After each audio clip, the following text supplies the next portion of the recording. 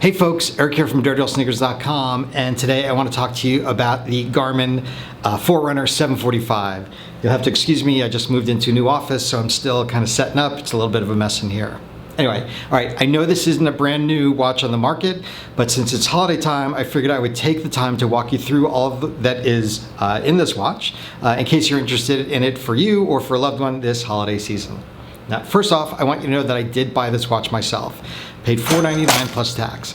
So if you're interested in getting a watch for yourself or a loved one, I put a link in the description of this video that goes to my Amazon associate account, and I will make a couple of shekels off the purchase, but at no charge to you. It just goes to help fund the channel so I can buy these items and do reviews for you from time to time. So I'd appreciate it if you'd use that link. Not to be too rudimentary, but I should start off with the fact that this is a fitness tracker and it will track everything you've come to expect, like steps, calories burned, intensity minutes, sleep, etc.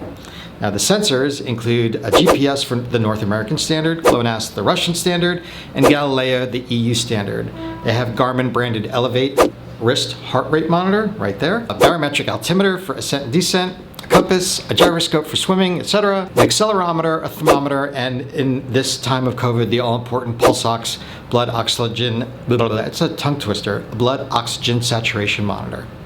Now this watch sits in between the 945 and the 245 in the Garmin Forerunner lineup, and it's going to be geared more towards the more intense trainer.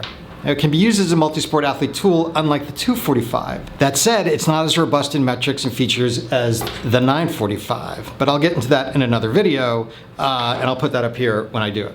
But for now, let's concentrate on the main differences between the 745 and the 245. Hey, before we get too far into it, if you wouldn't mind hitting that like button below, it'll get this up into the algorithm a little bit more, and it just might get in front of some eyeballs that it will help make a decision on which watch to get. It will do wonders for the channel, for my self-esteem, and I'd really appreciate if you would do that, so thank you. All right, so let's get to the watches. First, the basics. The 745 is both bigger and fatter than the 245, coming in at 43.8 millimeters wide by 13.3 millimeters thick. 245 is 42.3 wide, 12.2 thick.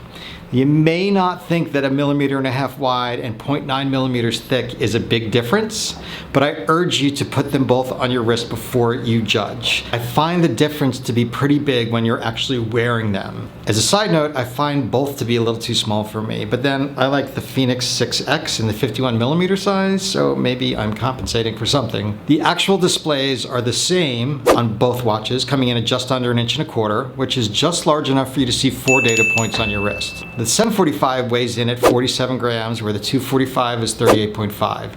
Easily light enough for a long course race like a marathon or potentially an ultra, depending on how fast you are. And that brings us to battery life. Both the 745 and the 245 are going to last you 7 days in smartwatch mode, meaning you're wearing it as a watch as you go throughout your day, and you have it hooked up to your phone, so you're seeing notifications for calls and texts, and you're getting all the move alerts from Garmin and whatnot. With the 745, you have a few options for either extending or depleting battery life. So if you're someone like me who likes to exercise while using onboard music, which by the way, the 745 can hold up to 500 songs that you can load from your library or one of the popular streaming services like Spotify or Deezer. Okay, so if you're exercising with music, you can get up to 6 hours using GPS and music, or 16 hours of just GPS without music. And if you use Ultra Track mode, you can get up to 21 hours, no music. Basically the mode you want when you're, on a long course like a 70.3 or an ultra race. Now compare those with the 245, which will last you up to 24 hours with GPS. And that's it. Now I'm not going to compare all the features across all of the profiles. I'm just going to look at swim, bike, and run for this video. So let's start with run. The only real difference between the two is that on the 745, you have the ability to determine your lactic threshold. You have to do that using either HRM Run or the new HRM Pro. You can't do that with just the watch. Now, the 745 lets you use round-trip course creator for both running and cycling in Garmin Connect, but it won't give you turn-by-turn directions. You can only refer back to the map. You also get what Garmin calls trendline popularity routing. Basically, the difference between the 745 and the 245 is the ability to use maps. The 245 doesn't have them, where the 745 does. But like I said, you still won't get turn-by-turn directions on the 745. On your bike, 745 is compatible with power meters, including Garmin Vector pedals and functional threshold power. Not unlike lactic threshold, but for cycling, and you need to have a power meter connected. It's the huge difference between the two in terms of cycling features. Other than that, both are compatible with speed, cadence sensors, vari-lights, and the vari-radar, etc., etc., etc. On both, you get goal alerts for time, distance, heart rate, and or calories. Now, swimming is where you're going to see the biggest difference between the two. And this is really what separates the watches from a triathlon watch versus a watch for an athlete that likes to do swim, bike, and run. The 745 includes open water swim metrics that include distance, pace, stroke count, stroke rate, stroke distance, swim efficiency, and calories. The 245 has no open water swim features, but it does have pool features. You get all of the requisite pool metrics on both watches, not unlike open water swim metrics on the 745.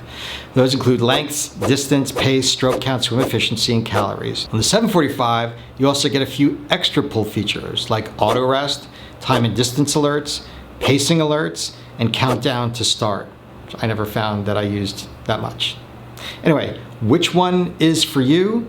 Well, I guess that all depends on what you're going to use it for. I know, duh. If you're training for a triathlon, you can use both. But if your race is outdoors, you can't use the 245 due to the lack of open water swim features. That said, if price is a factor, the 245 isn't really that much difference that you'll be missing a ton of features and you'll pay $150 less. Even more if it's on sale. 745 coming in, like I said earlier, at $499, 245 at $249. So that's about it, folks. Like I said before, if you're interested in getting either of these watches for yourself, I did put a link below in the description. Just know that that goes to my Amazon affiliate account, so I will make a couple of shekels, again, at no cost to you. And if you like this video, please smash that like button below, get it up at the YouTube algorithm a little bit more. And if you like gear reviews, race reviews, or anything endurance sports related, I'm your guy. Please hit subscribe and the bell next to it so you get notified when I put new videos up just about every week or so. Thanks again for tuning in, and I'll see you next time.